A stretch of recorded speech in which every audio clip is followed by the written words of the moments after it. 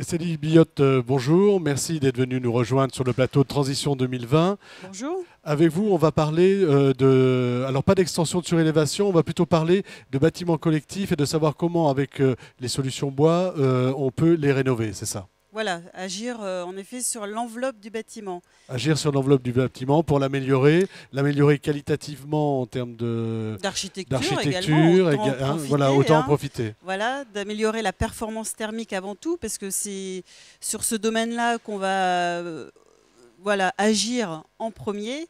Et puis bien évidemment aussi, on peut parler de la performance acoustique, parce que dès lors qu'on agit sur l'enveloppe du bâtiment, on peut y associer aussi la performance acoustique.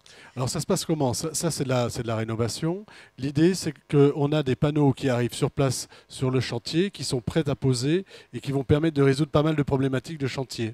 Alors en effet, cette méthode de préfabrication est une des méthodes qu'on peut utiliser, mais qui nous paraît assez intéressante, que nous avons étudiée en effet à travers différentes opérations, où la performance est également atteinte, non pas thermique, acoustique, mais aussi la performance de mise en œuvre.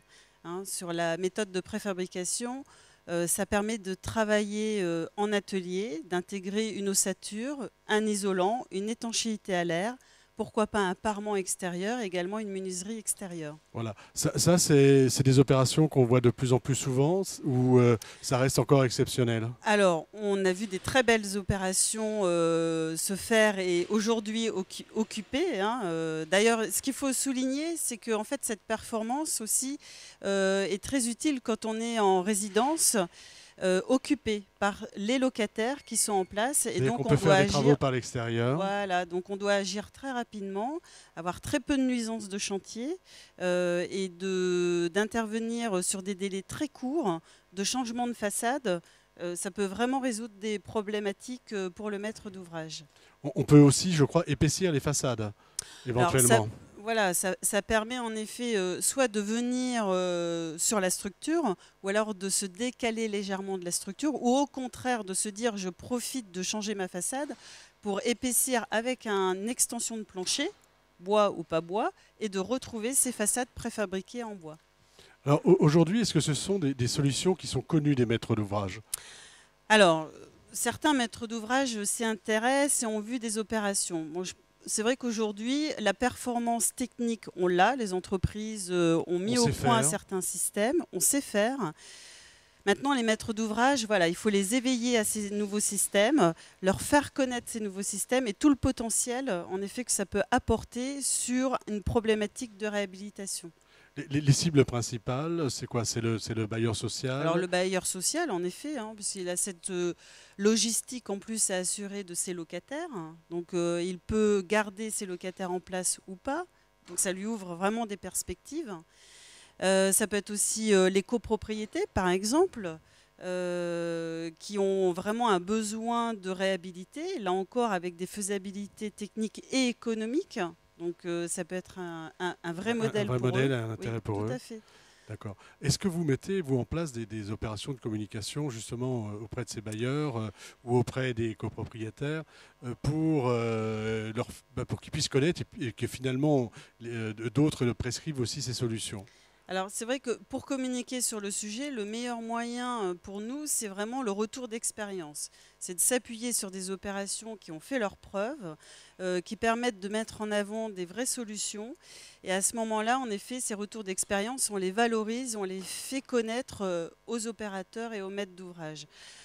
Maintenant, je pense qu'il faut aller encore plus loin, parce qu'en fait, les maîtres d'ouvrage, il faut vraiment leur ouvrir toutes ces perspectives et avoir des argumentaires vraiment techniques, opérationnels. C'est-à-dire Euh, bien rentrer très loin dans la technique, montrer comment on fait, comment on peut apporter, comment ça se construit, comment ça vient sur le chantier, comment ça se met sur le voilà, chantier. alors ça, on le retrouve un petit peu à travers les retours d'expérience, mais aussi peut-être de formaliser les choses de façon un peu plus disciplinaire, je dirais. Voilà, par ordre de système, voilà, et de performance à atteindre.